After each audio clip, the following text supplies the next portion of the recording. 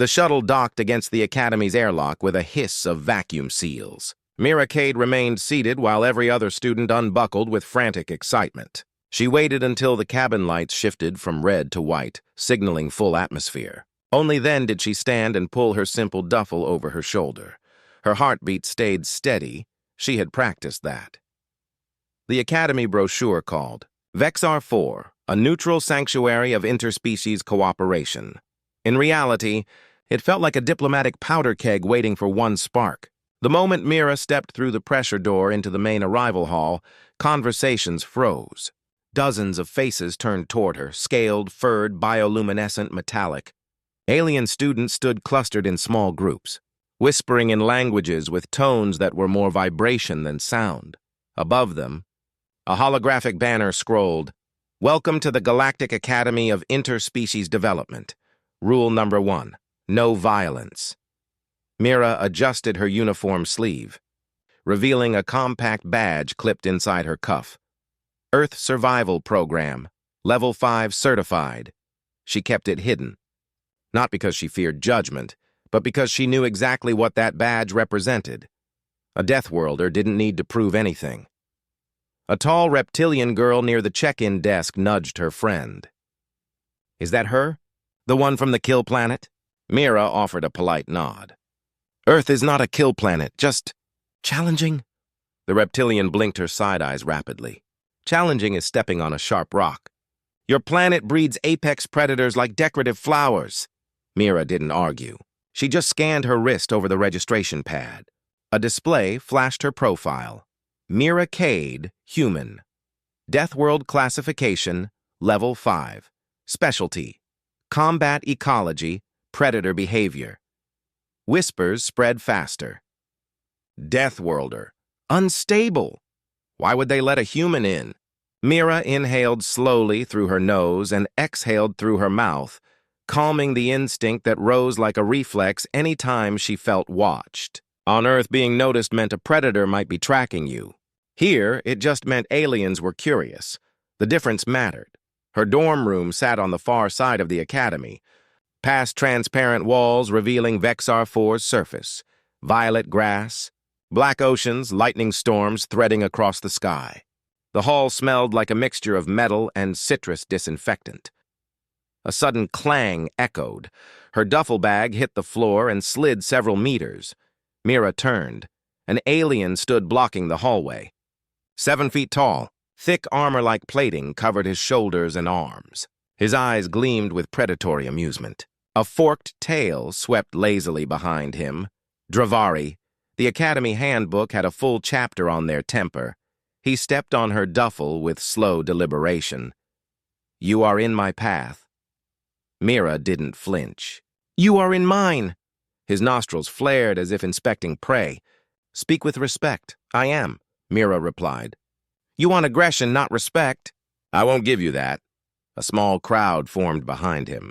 Students leaned out of doorways, drawn by the tension. Humans were rare here. Only 2 accepted into the Academy this cycle, and Mira was one of them. The Dravari's smile exposed serrated fangs. "I am Prince Vurak Threx of the Dravari Imperium, heir to 1,000 war priests. You will show deference." Mira reached for her bag. He shifted his weight, pinning it harder. Her voice stayed level. "Remove your foot." He leaned down, his breath hot and humid. "Or what?" Mira met his eyes. Her gaze held no challenge, only clarity. "Or you'll force me to act," someone snorted. Another laughed outright. To them, Vurak towered like a living siege engine. Mira looked small beside him. Unarmored, soft-skinned, an herbivore among wolves. Vurak chuckled, voice dripping superiority. "You believe you can threaten me, tiny Deathworld girl?" Mira shook her head. "Not a threat. A caution." Vurak lifted her duffel just to show he could and dumped it out onto the floor. Uniform folded, personal items carefully organized, and a small rectangular case. Vurak nudged it with his foot. "What's this?" Mira's stomach clenched. Her Earth survival badge case, the only possession she cherished. Vurak scooped it up before she could react, flipping it open. Inside lay a metal emblem shaped like a stylized planet wrapped in claw marks. awarded only to those who survived Earth's most hostile training ecosystems. Vurok's fingers brushed the badge. Trophies belong to the strong, Mira. Swallowed the instinct to take a step forward. Put it down. No. He clipped it to his belt like a toy. The corridor fell into silence. Mira crouched calmly and collected her scattered belongings. Not one motion wasted, every movement precise. Vurok stood above her, waiting for her to snap, to yell, to fight. She didn't. She placed the last item back into her duffel and stood straight. Her voice came out steady as a fixed blade. I will say this once. Vurok's smirk widened. Mira held his gaze. Walk away, laughter erupted behind him. Students recorded on holopads now, expecting a show. Vurok leaned down just enough that the spikes on his armor grazed her shoulder. You are on a peaceful station, human. No fights permitted. Correct, Mira said. So what will you do? Cry? No, Mira replied softly. I will remember. There was no rage in her tone. No shaking. No fear, only decision. Vurok clicked his tongue, amused. Try to take it back, Deathworld girl. If you dare. He turned and walked away, tail sweeping behind him. Students dispersed. Some murmured pity. Others amusement. Mira steadied her breathing and walked to her dorm room. She set her duffel on the desk, mechanically organizing each item again. Her survival training drilled into her the value of order. Focus kept instincts from choosing violence. She sat on the edge of her bed. Her hands shook, but not from fear, from restraint. On Earth, reacting meant survival. Here, reacting meant expulsion. She flexed her fingers until the trembling stopped. You came here to show peace, she reminded herself. A gentle knock tapped against her door. The reptilian girl from registration peeked in. You just let him take it? For now. You don't look angry.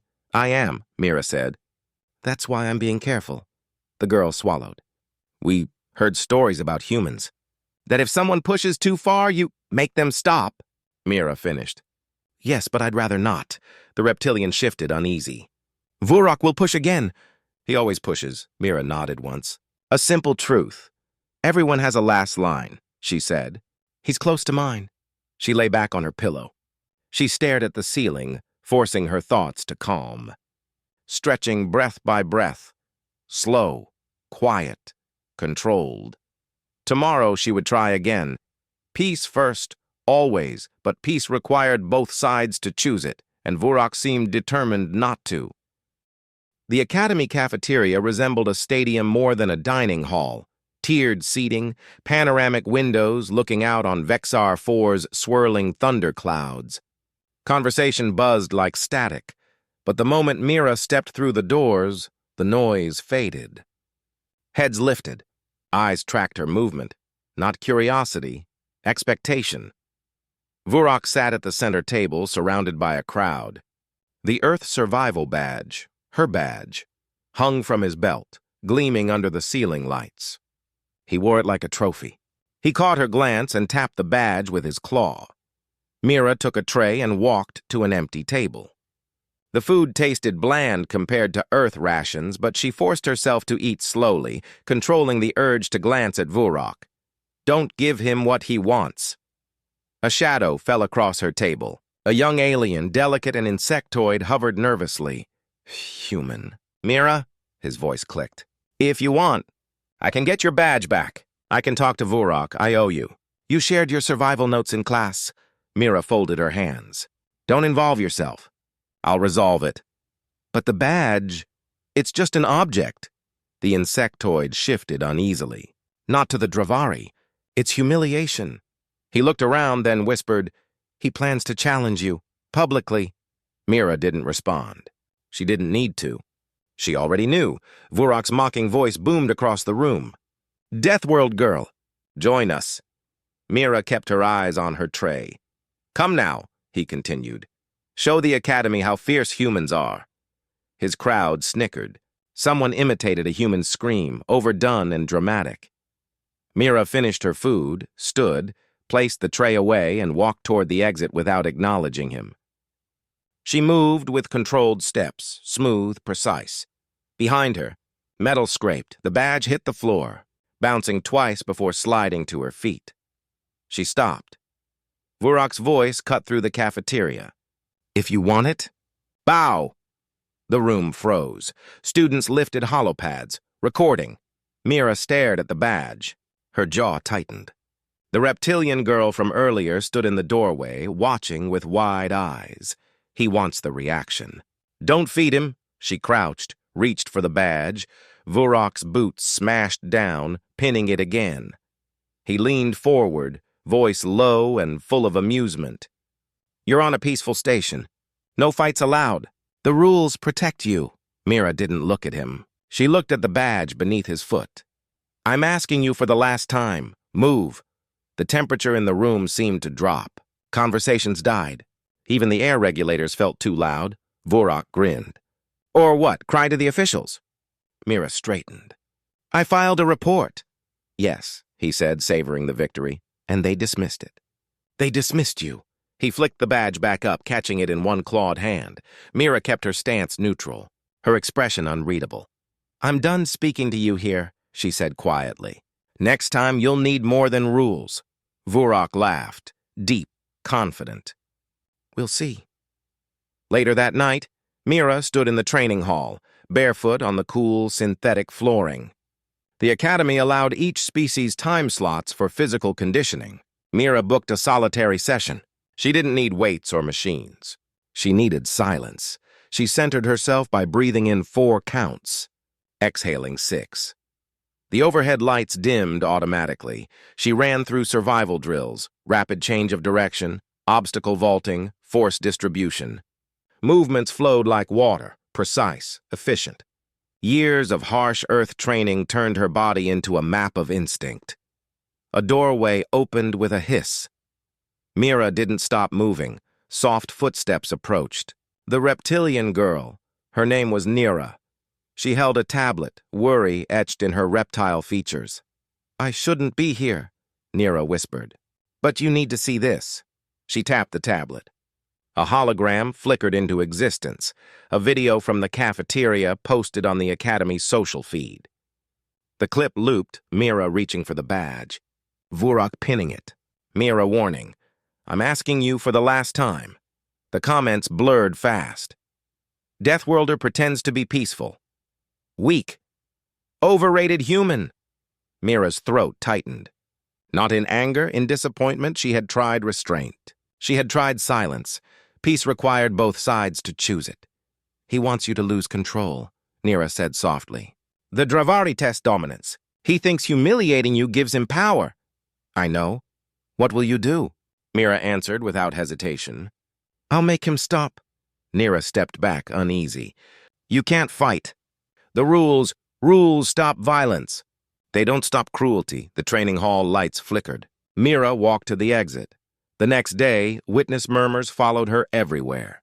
She's going to challenge him. No, he'll crush her. The Academy's outdoor training arena resembled a gladiator pit. Open roof, high observation platforms, gravitic barriers for safety.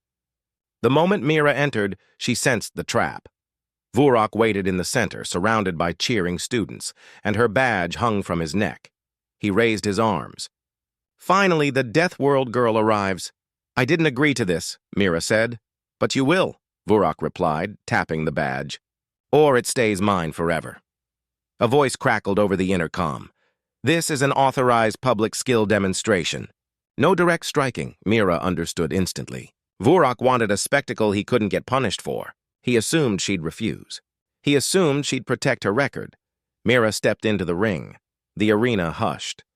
Vurok laughed, deep and arrogant. You should have bowed. The floor beneath them shifted into simulation mode, obstacles rising, platforms moving. A holographic timer appeared. Mira rolled her shoulders once.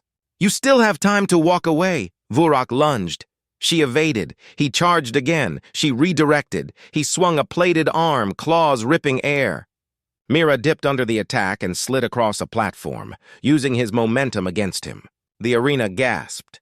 Vurok snarled, frustration cracking through his confidence. Fight back. No, Mira said simply. Coward. He attempted a takedown. Mira pivoted using only footwork and angle control. She never struck him. Not once. But the crowd saw it. They saw Vurok miss again and again. They saw his body grow rigid with anger. They saw Mira move with unshakable calm. Vurak roared and activated his species. Adrenal surge, plates glowing, muscles thickening. He leapt, claws extended. Mira's instincts snapped. She caught his arm and redirected his entire body weight into the ground with a motion so fluid it looked impossible. No strike, no violation. He hit the floor hard. Wind knocked out of him. Gasps rippled through the stands. Mira spoke, voice level. "This was your last warning." Vurak rose, shaking with fury. "You think this is over?" "Tomorrow, noon. Real combat training sector. No witnesses." He leaned close enough that she could feel his breath. "I will break you." Mira met his eyes. Calm, unflinching. "You can try." When she left the arena, the insectoid boy rushed to her, trembling. "Stop!" he begged. "He plans to hurt you. He doesn't care if he gets expelled." Mira walked toward the elevator, unreadable. "He made his choice." Mira caught up to her. "And you?" Mira pressed the elevator button. "I'm done warning him." The doors slid shut. The combat training sector wasn't on any of the public maps. It sat below the Academy's main structure, accessible only through an elevator requiring biometric authorization. Students weren't supposed to be there. Without an instructor, but Vurak had overridden the locks, and he was waiting. Mira stepped out of the elevator into a cavernous chamber of polished obsidian flooring and adjustable gravity panels. The room's ceiling arched high overhead, holding thousands of inactive drones, silent as predatory birds waiting for movement. The air felt colder than anywhere else on the station. Vurak stood at the center of the vast space, lit by a single overhead beam. No crowd, no witnesses. Exactly how he wanted it. His armor plates shimmered with a low red pulse, indicating full combat mode. The badge, her badge, remained clipped to his belt. Mira took in the sight without a word. Not a flicker of emotion crossed her face. "I expected you to run," Vurak said. His voice echoed off the chamber walls. "Dravari are bred for battle. Humans are bred for survival, which means hiding." Mira walked forward until she stood 10 meters away. Her tone remained level. "You chose this. I asked you to stop." "No." His fangs bared in a feral grin. "You pleaded." Mira shook her head. "No, I warned you." Vurak tilted his head, mocking. "You think restraint is strength? You think control matters?" He raised an armored hand. "Today, I show everyone what humans really are." The lights snapped to combat mode, dim red glow, shadows flickering. Vurak charged without hesitation. His speed surprised even Mira. He moved like a living battering ram. Metal and flesh fused into unstoppable momentum. Mira shifted her weight and pivoted sideways, letting him barrel past. He didn't stumble. He skidded, turning with practiced aggression. He lunged again. Mira sidestepped, the motion barely a whisper. He struck the ground where she'd been standing. Floor panels cracked. Mira kept her breathing steady. "You're exhausting yourself. Fight!" he roared. No, that word hit him harder than any strike. He attacked again, swinging a plated arm in a crushing arc. Mira ducked, slid behind him, and touched only the back of his gauntlet, redirecting, not resisting. His own force carried him forward. He slammed into a support column. He snarled, furious. "You refuse to engage, because you can't win." "I refuse," Mira said, "because I don't want to hurt you." That broke him. Vurak lunged in a straight line, full power, both arms extended, claws out. The impact would shatter bone. Mira felt her instincts flare, sharp, fast, cold, too close. She reacted. Mira dropped beneath him and swept his leg from under his weight. He crashed to the ground, rolled, and came up swinging. She caught his wrist, redirected his momentum, and released. No strike. No impact, but she saw something change. Fear. Not in her. In him. He backed up half a step. "How did you—" "Earth teaches its children not to die," Mira said quietly. Vurak inhaled sharply, pacing in a circle around her. His armor plates lifted, revealing serrated spines. "You are fast, but I am stronger." Mira didn't move. "Strength without purpose is just force." Vorok roared and activated his last augmentation, an adrenal surge that forced his muscles beyond safe limits. His body expanded with raw power. His eyes glowed an unnatural gold. He vanished from her vision. He reappeared behind her. She spun just in time to see claws descending toward her throat. No time to redirect. No space to dodge. The Academy had one rule: no violence. Vorok had abandoned it. Mira's restraint broke. Her training didn't come from a gym. It came from Earth, the forest where predators stalked silently, the cliffside where a single mistake meant death, the ocean where currents tried to pull the body apart. Humans learned to survive without thinking. Her body reacted before her mind did. Mira's hand snapped to Vorok's wrist, fingers pressing along a precise nerve cluster. A twist, small, economical. His claws froze inches from her neck, paralyzed. His eyes widened. What did you— Deathworld reflex, she said. We don't overpower predators. We outthink them. She tightened her grip. His knees buckled. You wanted to see the human predator, she whispered. Then she released. Vorok stumbled back, disoriented. His breathing turned shallow. He tried to stand tall again, but Mira moved first, smooth as liquid motion, and caught him in a shoulder lock, redirecting all his force toward the ground. He hit the floor hard enough to dent it. The chamber sensors detected lethal force activation from Vorok and responded automatically. Gravitic anchors hummed beneath the floor. Drones activated overhead. A warning blared. Combat escalation detected. Security deploying. Vorok lifted his head, dazed. No, I am— Stronger. Mira stood over him, completely still. Her voice remained quiet, not cruel, not triumphant. You mistook peace for weakness. He strained, trying to rise. You don't get it, he rasped. I was supposed to break you. You broke yourself. The drones descended, surrounding them. Vorok shoved himself up with one last burst of anger, straight at her. Mira exhaled. Her hand lifted. 2 fingers touched the center of his chest, just enough to disturb his balance. A burst of compression rippled outward. Not force, absence of force. A displacement shock triggered by redirecting his inertia. The technique was banned in most combat academies because it required perfect timing and perfect control. Smoke erupted around his body, not from fire, but from air displacement tearing moisture apart. He vanished. Silence. The smoke cleared. Where Vorok had stood, there was nothing. No blood, no body, just the badge, resting at Mira's feet. Footsteps pounded down the hallway. Security officers arrived, weapons drawn. Instructors rushed in behind them. One of them demanded, What happened? Where is the Dravari heir? Mira bent down and picked up the badge.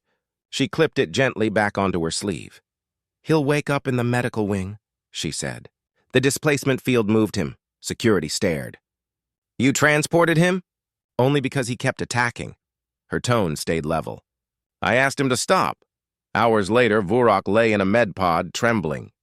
His armor had retracted. His spines lay flat. Sensors tracked his elevated heart rate. A medical instructor tried soothing him, but Vorok kept shaking. She didn't move. He repeated. She didn't even look angry. She just ended it. Ended what? The instructor asked. Everything, Vorok whispered. I attacked a predator that chooses not to hunt. Mira left the wing quietly. Mira waited outside, eyes wide. Is it over? Mira nodded. Yes. What will you tell the council? That you won? No, Mira said, walking away. That there was no fight. Because victory wasn't the point. She had never wanted to win. She only wanted him to stop. The summons came before dawn. A single line blinked on Mira's data pad. Report to the Interspecies Tribunal Chamber. Mira stood in the empty hallway outside her dorm and took one controlled breath. She had slept barely an hour, not out of fear, but because the mind needed stillness after a confrontation like yesterday's. Her badge sat secure on her sleeve. She walked. The tribunal chamber was a massive circular hall, tiered rows of delegates. raised podiums of polished obsidian, banners of countless empires hanging like silent judgment. When Mira entered, voices lowered. The gallery overflowed with students, instructors, diplomats, and security. Holopads captured her every step. The doors sealed behind her. A console lit at the center, the speaker's platform. Mira stepped onto it. Sensors scanned her, projecting her vitals above the room. Her heart rate remained perfectly calm. A voice boomed from the upper balcony. Counselor Renox, High Arbiter of Discipline, scaled, towering, golden eyes like molten ore. "Human Mira Cade," he declared. "You stand accused of violating Rule 1. Mira held her gaze upward. "Rule 1 forbids violence. You redirected a student into a displacement field. I prevented worse harm." Whispers moved across the crowd. Renox raised a hand. "The Dravari heir claims you attacked without provocation." Mira remained perfectly steady. She had learned at age 12, when cornered by a starving mountain cat near a ravine, the critical difference between truth and reaction. Truth does not tremble. "I issued warnings," she said, repeatedly. "He escalated," Renox leaned forward. "You could have left and rewarded cruelty," Mira responded. "What precedent does that set for every species smaller or weaker than him?" That stirred the gallery. A representative from the insectoid delegation whispered to another, "She stood where every frightened student wishes they could." Renox glanced down at his console. "Our footage shows you never struck him. You never broke the rule. By definition." Mira didn't move. She didn't blink. "Peace requires accountability," Renox challenged. "You displaced him across 2 sectors. He survived. And if he had not?" Mira answered with a quiet certainty. "I would carry that burden. Silence, not fear, respect." Renox shifted his attention to the med pod at the side of the chamber. Vurok stood inside, armor removed, eyes still bruised by panic. The med glass slid open. He stepped forward, shaken but conscious. He faced the council. "I attacked her." His voice cracked. "I lost, not to strength. To restraint," gasps rippled. "I used my augmentations," Vurok continued. "She only used skill, control. She did not injure me. She protected me from myself," Mira blinked. Not because she needed confirmation, but because hearing it out loud mattered. Counselor Renox studied both of them. "Then why summon this hearing, Dravari?" Vurok lifted an arm, revealing a data chip. "To ask for something?" "Unusual," Renox's brow lifted. "A request?" Vurok swallowed. Every gesture strained against his pride. "Teach me." Mira blinked once. "Teach you what?" He faced Mira fully now, not as a conqueror, not as a hunter, but as a student. "How you stayed calm when I wanted war." Whispers burst like static. Vurok exhaled, voice low but clear. "I want to learn what humanity calls restraint, because power without control is just chaos." The counselors leaned toward each other, murmuring. This wasn't a hearing. This had become precedent. Renox finally spoke. "Mira Cade, you did not break Rule 1. You enforced its spirit." He pressed a seal. The display pulsed gold. "The human is cleared of all accusations." The chamber erupted, not in applause, but something deeper. Recognition. Mira descended from the podium. Students parted as she walked through the crowd, some awe, some fear, but many something new. Understanding. Mira rushed to her side. "You changed things." People saw restraint as strength. Mira offered a small, tired smile. "Peace is harder than fighting." "Most don't choose the harder path," Mira murmured. Mira shrugged. "Earth trains us to choose what costs more." Later, in a quiet rooftop garden overlooking Vexar 4's storm-lit horizon, Mira finally allowed herself to sit. The air tasted clean, laced with ozone. She let her hands rest on her knees, palms open. She sensed someone approach. "Permission to sit?" Vurok asked. Mira gestured to the bench. He sat carefully. No swagger, no dominance. "Only sincerity. I never saw a fight end without one side falling," he said. Mira studied the horizon. "Then learn a different ending." Vurok hesitated. Can you train me? Mira turned, voice gentle but firm. I won't teach you to win fights. I'll teach you to avoid needing them. Vorok nodded. What was that technique? The one that displaced me? Mira answered plainly. A Deathworld response. Humans learned long ago. It's easier to redirect force than to oppose it. Every predator is strongest when lunging. All I did was give your force somewhere else to go. He stared at her. You didn't overpower me? No. She met his eyes. I let you defeat yourself. Vorok lowered his head. I wanted to break you. Instead, you made me see myself. Mira stood. Then the lesson is learned. He didn't reach for her. He didn't block her path. He simply said, Thank you. She nodded once and walked away, leaving him in the soft hum of the garden lights. That night, Mira returned to her dorm. She removed her badge and placed it beside her bed, not as a trophy, but as a reminder. Power isn't proven by force. It's proven by choice. The Academy quietly changed its policy the next day. Posted on every wall. Rule number 1 updated. Violence will not be tolerated. Neither will bullying. Underneath, smaller text. Courtesy of human student, Mira Cade. Mira passed it on her way to class. She didn't stop. She didn't need validation. As she reached the classroom door, a small, hesitant voice called out, Mira? The insectoid student who once trembled before Vorok now stood taller. Thank you, he said. For showing that peace is not weakness. Mira smiled, soft, real. Peace is a choice. Strength is making it twice. She entered the classroom. Not as a curiosity, not as a Deathworlder, as someone who proved something no one expected. Humans didn't conquer the Academy. They changed it.